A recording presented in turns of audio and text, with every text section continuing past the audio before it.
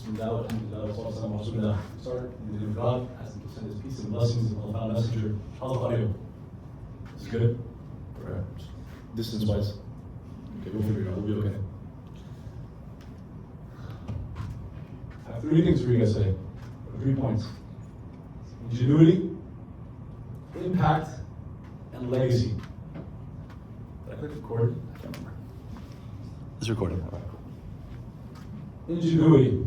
What does that mean to you guys? I like it, interactive. Ingenuity. Raise your hand. When you think ingenuity, what do you think of? Ingenuity. Go ahead. New ideas. Love it. Anyone else? Pretty broad term. It means many different things. Inventing. New ideas. What else? When I think ingenuity, I think thinking big. Thinking big. Don't be afraid to think big. As a kid, it was natural to think big. But people encourage you to be more realistic, to grow up, to be more mature. Yes or no? They're wrong and they're right. They're right in the sense that if you just dream big for the rest of your life, you'll be among the many people that had a dream that didn't really do that much. And there are natural constraints. You got time, you got money, you got your abilities and your energy. It's technically true that you can't do anything or everything. Yes, but they're also mistaken. They're mistaken because the vast majority of people will go through the schooling system and graduate and then get a job and so on. Nothing wrong with any of that.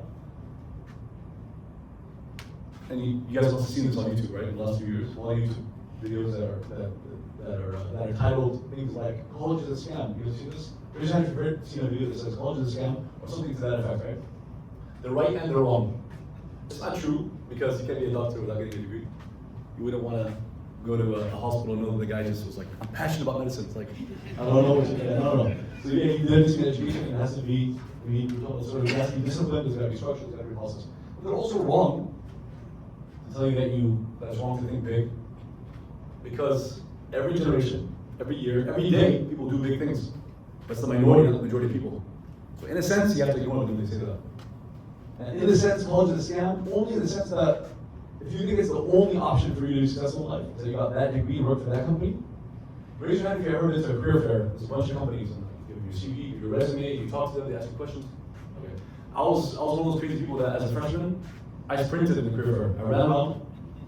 People were walking, wearing suits, right? It's hard. I was running around because I wanted to talk to 20, 30, 40, 50 companies, and other people talk to 3, 4, 5. And guess what? After talking to all of them, I was thinking, like, why can't I have my own company? And I talked to other students, and they're like, looking at me like, let's get it. The vast majority of people won't start their own company. The majority of people that start their own company won't necessarily be profitable and successful, be the next big Google.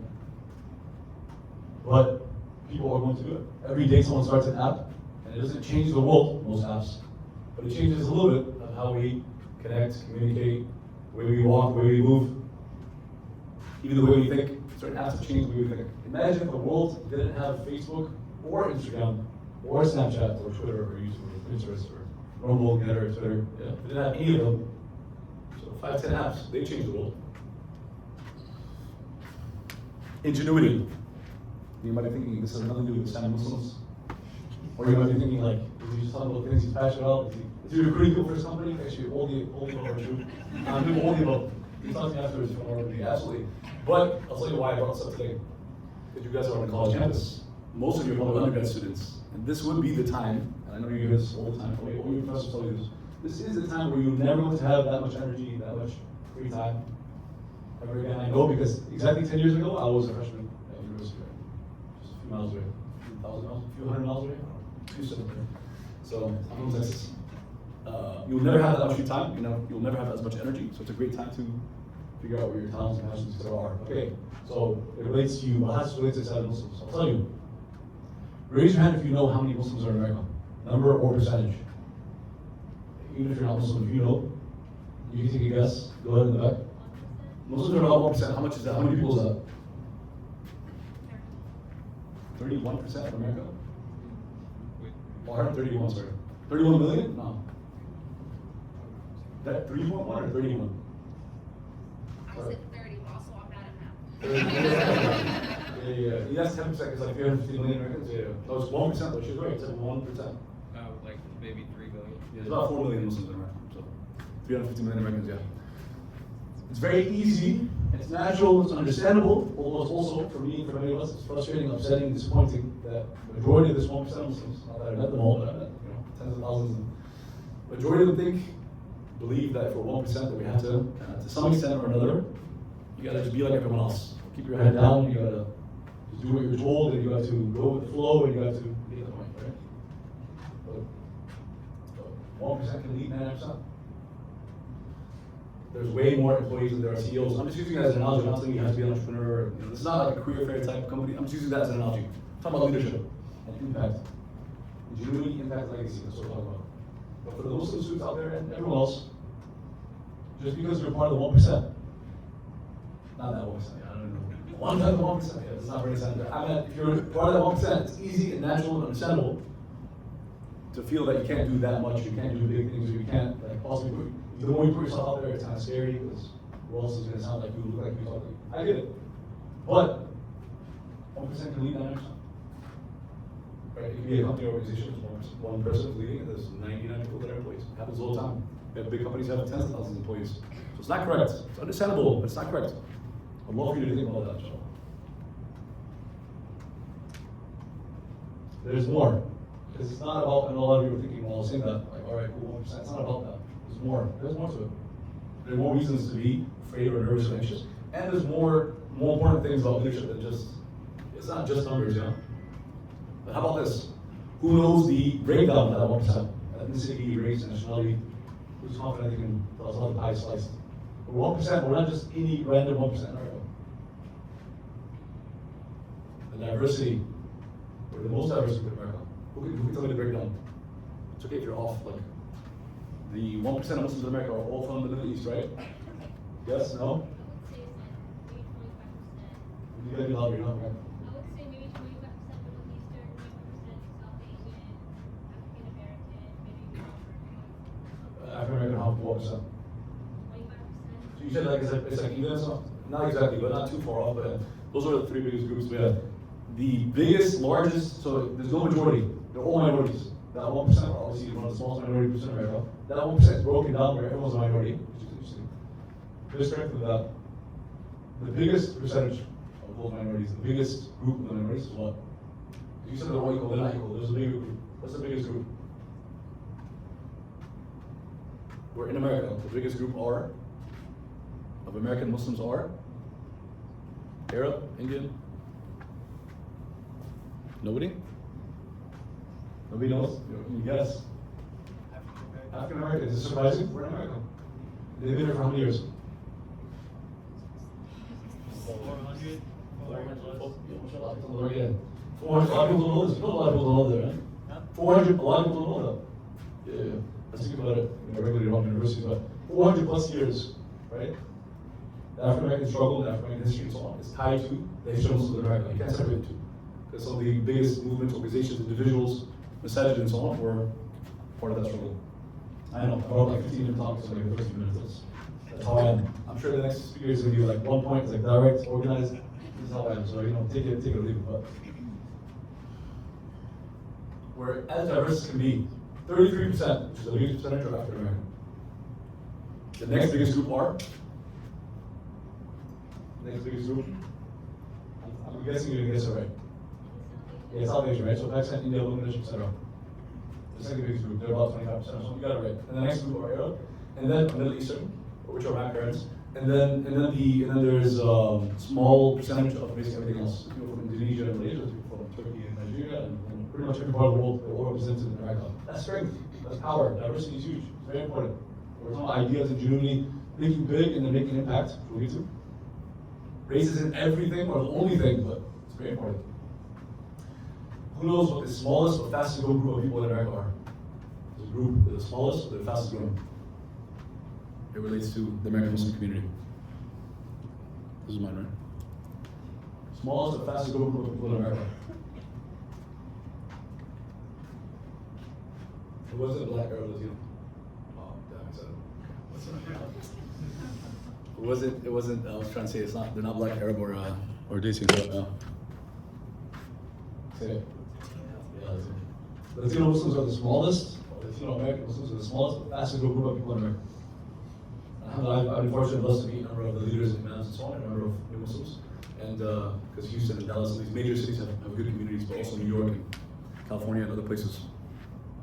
So we're representing pretty much every continent. We're representing every continent, representing all the different countries. We're 1%. Does anybody really believe, not believe, can anybody really put forth the argument? Because emotions are one thing, logic is one thing. Naturally, humans, we have all the above, we're emotional, but logically, can you put forth an argument that a Muslim American can't lead any industry, any field, in any type of way? Can't have the next app or the next company that changes the world? Can't build a university, go to Clemson, in A&M, UT, UH, you go to Rice, tomorrow we're at Brandeis University in Boston, inshallah. And we all probably know at least one or two Muslims that maybe grew up with you in South Carolina or another state you're from, that went to Harvard or Yale or Stanford or Columbia. We're in all the universities. But we can also create our own universities, and there are our own universities, so you get the point. Think big. Can you really put forth an argument of why you can't do big things? You really believe your Islam is what's holding you back, or you being Muslim? You don't understand. Not you, but it's rhetoric. You don't understand. It's exactly what you need. All the ingredients are there. It's exactly what you need. You have the diversity. We're all over America, all the major cities, and from all over the world. And you go to any average random country, you'll find at least 3, 4, 5, 6, 10 different countries, if not everywhere, like Houston, depending on the city. And we're in all different professions. All the ingredients are there. It's only you that's stopping yourself. I'll give you examples as well. Ingenuity, impact, legacy, impact. The sister mentioned the earthquake in Turkey and Syria. We all know that hundreds of millions of Muslims around the world were praying for them, make dua for them. That's a real thing. But also what they really needed was some resources, some equipment, some jackets, blankets, a number of other things, right? Sleeping bags, money, cash, so on, all the above. I'm not going to take the credit because it's not me, but something that I was directly involved in and saw happen was that a group of young Muslims, on average 18, 19, 20, like you guys, they're from all different major cities around the US and some other countries around the world, a global team of Muslim content creators, Instagram, TikTok, YouTube, etc. They got together and in the first 3 weeks after that earthquake, so up till like a few days ago, the first 3 weeks, they raised, guess how much money? $15 involved in it. So there's people around the world that probably raised millions, maybe $100 million were raised total around the world, I don't know, right? But one particular campaign had a group of Muslim influencers that know each other, on the same group chat. We got together through COVID, sent DMs, I brought the team together, in a sense, right, I could handle that. I don't know how much of a following they do, probably millions of followers together. How much money did they raise in 3 weeks? Just to make it, I think big, but this is like tangible. We raised money for the earthquake in the last 3 weeks. Anybody guess? What would be impressive in 3 weeks? What's like a good number? They're 18, 19, 20 on average. Like 20 of them, 30, 40 of them. 20,000 would be good. Like that's something. Like you do something, right? 10 times that. The raise 100K. I didn't really raise much, but I brought the team together. I think until I get all the edges. That's edges is like the reward. You get all the good deeds. But yeah.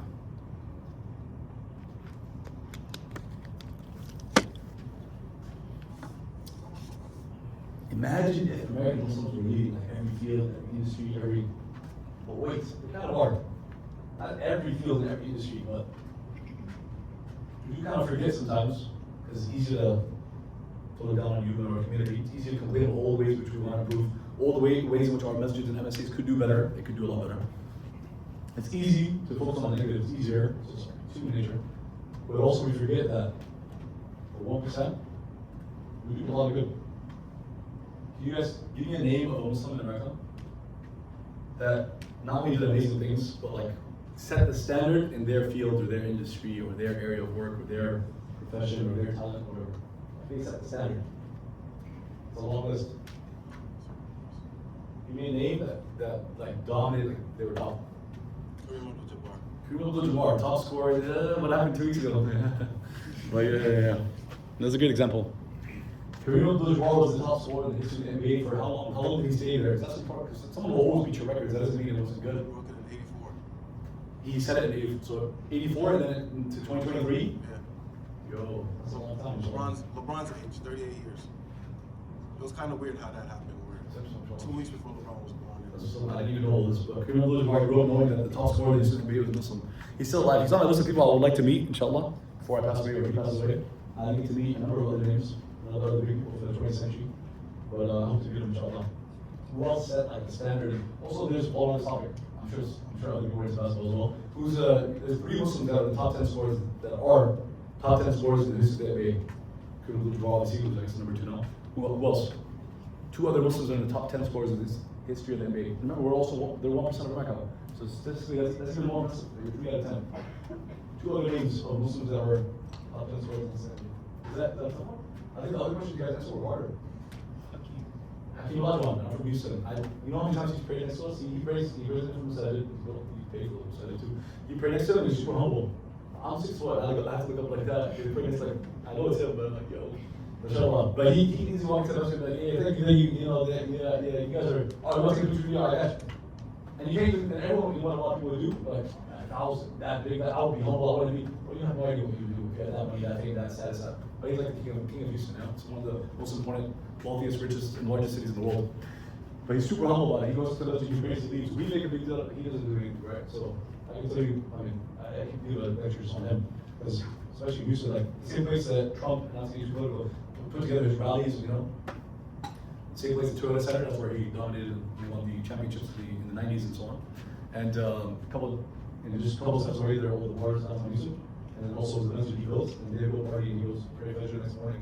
I tell you stories of how he's a great role model. It's not just basketball, but who else? Who's the third? Before we move on to the next one. Shaq. Did you guys know Shaq was Muslim? Raise your hand if you didn't know Shaq was Muslim. The Muslims are raising their hands? Come on now. Yeah. Most people, I love, one of my favorite things is, so I regularly do tours at the masjid I work at Omaha. I know some of you are thinking like Nebraska, we live in Nebraska. So you guys are talking about it, I can't talk. If you're in Boston and New York, thinking like, what are you doing in Nebraska? Turns out, like, I only knew about Huskers. I knew about like football, right? College football, Nebraska, Oklahoma, A&M, They played against each other in the Big 12 when I was growing up.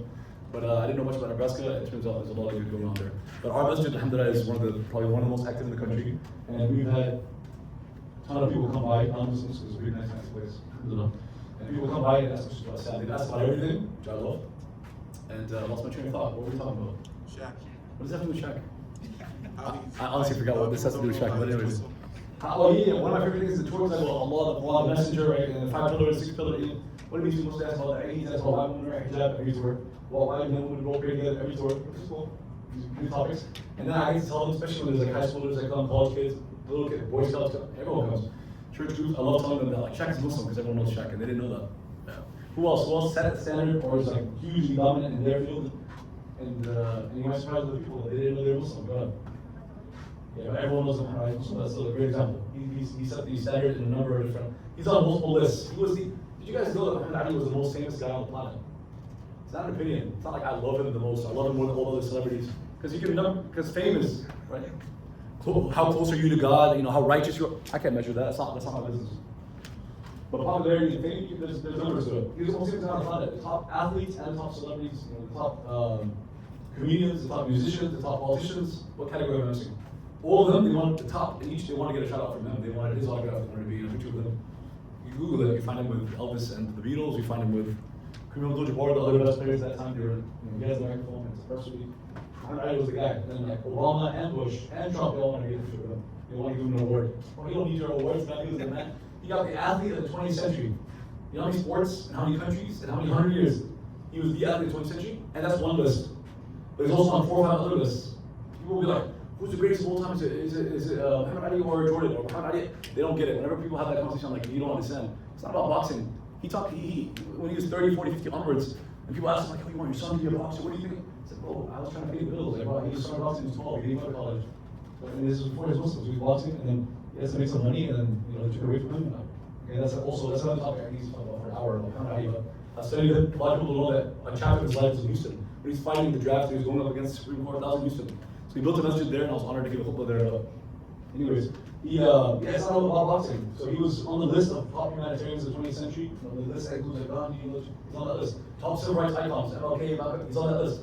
Right? Maybe not number 1, but he's top 5, top 10. 4 or 5 other lists, top dad, like promoting Islam and telling people about faith around the world. He's on that list. So not 5, 6 lists. So he's the man of the 20th century, with all due respect. I mean, it's other big names, obviously. And he was the most famous person, that's my opinion, but he was the most famous person on the planet. And he was Muslim. And he's not just Muslim. If somebody's Muslim, don't forget, we're also a 4th, we didn't go into those numbers, but outside of America, we're a 4th of the world almost. How many people are on the planet? We hit that like 2 months ago. We hit 8 billion, right? So we're almost 2 billion Muslims, we're almost a fourth of the world. So if the most famous person in the world is from like 1/4, that's not like super impressive. But he wasn't just Muslim and Muslim on the planet, a Muslim and a boxer. He was publicly promoting his faith in person and online, around the world, media, news-wise, and so on, and in the streets and the ring, everywhere. That's an uphill battle. You get bullied a lot more, you get attacked a lot more, criticized a lot more. He lived through an assassination culture. He could have got assassinated any day from his 20s to his 70s. Allah rest on him. He passed away in the 70s. And I don't know if a lot of people know this, but until he passed away, like days before, he was still tweeting against Trump, saying, "Bro, stop it. Like, stop talking smack about Muslims. I don't know what is it? Muslims are gonna come to we gotta figure out what's going on, bro. Like, dude, you've known me since we were both 20s. They knew each other in their 20s. They're both around. They're pretty much the same age. They grew up in the same America, but one grew up white, one grew up black. We don't choose our skin color. It's not right or wrong. One grew up with his dad giving money, one has to make clothes, is what you're saying. And then they were both famous and rich in their 20s, right? From acting and whatever, and from boxing. So they were in those same circles. There's not that many people that are millionaires in their 20s. So he's in those circles in Hollywood and whatever. You can see pictures of them. They're there. So he's known Muslims his whole life. Besides that, he does business with people around the world. So him saying Muslims are this, and they come, it's complete, it's lies. It's strategy, he's genius, but it's lies, right? But he's known how he's tweeting. He's dying for like the last 10, 15 years of his life. But until his death in his 70s, he's still tweeting against Trump. And who knows what he would have done if he was in his 20s, right? He would have done more, I'm sure. He would have maybe campaigned around the country and said so. But yeah, excellent example. I'm not on a tangent. I was planning to say all that. But go back. Who else? Who are big names that other people might not know are Muslim? If his name is Kareem Abdul-Jabbar Muhammad Ali, most people can guess they're Muslim because of the names. How about people that you can't? People wouldn't necessarily clearly tell. Like Shaq. Who else? King of comedy. Well, comedy. I don't know. You said you don't talk about comedy. You guys know that comedy is important. People laugh at every culture, every side. You think Paul Sullivan ever laughed? You think the companions ever laughed? I give you examples. Imam Hassan can give you examples. Yes or no? Paul Sullivan's companions laughed? They laughed. Now this person makes some dirty jokes, unfortunately. This is an example. But he's Muslim and he's a top, obviously top comedian of our times. Who is it? Dave Chappelle. Everyone who raise your hand if you didn't know Dave Chappelle was Muslim. Be honest. All right, okay. Muslims are raising their hand. Come on. It's cool. It's cool. Who else? Ice Cube. Raise your hand if you didn't know Ice Cube was Muslim. Did you guys know like he's one of the top artists in the 90s? Obviously, I was only a baby. I didn't know that then, but I researched it. And obviously, known from acting, a number of hilarious movies. Ice Cube is Muslim. I had a list. Anyways, also, how am I doing on time? Mahershala Ali is Muslim. Actor. Pop Smoke? I have no idea, but people are debating it online. That's good enough for me. He's on my list. I don't even know anything about. I don't listen to music like that, but yeah.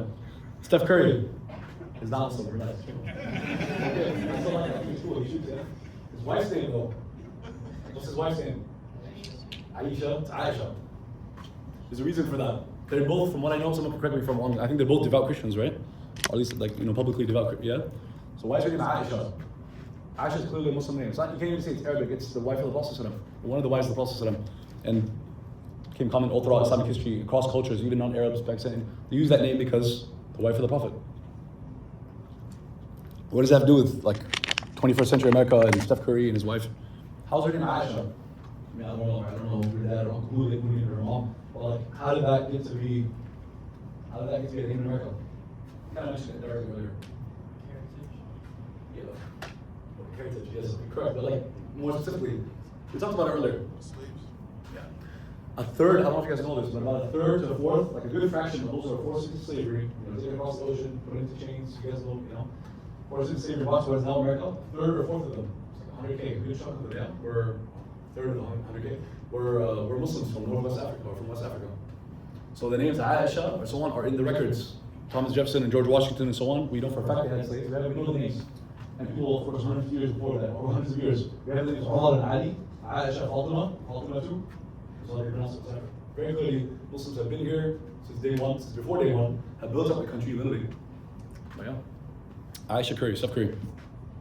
Legacy. How am I on time? Just give me an idea. 6:35. So that's late, right? Yeah. Kinda. I'll wrap up. Legacy. I want to give a motivational speech. I want to be positive and optimistic. I tell you guys can do big things, and I believe it 100%, but I also want to bounce it off a little bit. Because there's reality, right? Like I said, the kid grows up thinking big things, and it's not right. It's also not wrong. The reality is, you're not guaranteed to live till 70, and now you're in your 20s, and you can use it to, you can't really plan your life in that sense, where you're like, my 20s, I'm going to do this, 30s, and then it might not happen, right? You're not guaranteed to live to your 70s, 80s, 90s. You might pass away in your 20s. There's a 19-year-old Muslim kid, 19 years old, that's buried in the graveyard in Omaha. There's not that many Muslims in Omaha, it's like 10K. I went to the graveyard a few times, I've watched my first dead body. It was an amazing experience. It's hard to go a whole day without thinking about death once you watch a dead body, so I recommend it for everybody to get the opportunity. But anyways, and a number of others have passed away. They're female. Women watch women, men watch women. But I went to the graveyard and I'm looking around. 1946, not surprising. 1948, 1955, the years on the. But I saw 2000. I was like, what? 2019. Freshman goes to college, passes away. And in the Houston Muslim community, which is much larger, I remember going to the graveyard and we buried together a 15-year-old Muslim kid. Yeah, that's Tawir and Fajr prayer in Ramadan 2 weeks later, a few summers ago, hit like our passed away at 15. The whole city came, like the graveyard was filled, we saw people everywhere, and they were all like 15-year-olds. But we all know that they can happen at any time, but we just don't really think about it. So if you're thinking legacy, you should think today. Make a plan, make it in pencil, make it in pen. I'm gonna go. In these last years, nothing went the way I planned it. But I'm so glad I had plans and goals and I got really ahead to do this and try to make things happen. So they didn't know it all as I planned. So you shouldn't plan. Make sense? Ingenuity, impact, and legacy. If you have any comments, questions, or concerns, if you ever want to stay in touch, inshallah, you can reach out to the president. I'd love to stay in touch. I appreciate you guys for your time. Jazakumullah khairan. Assalamu alaikum wa rahmatullahi wa barakatuh.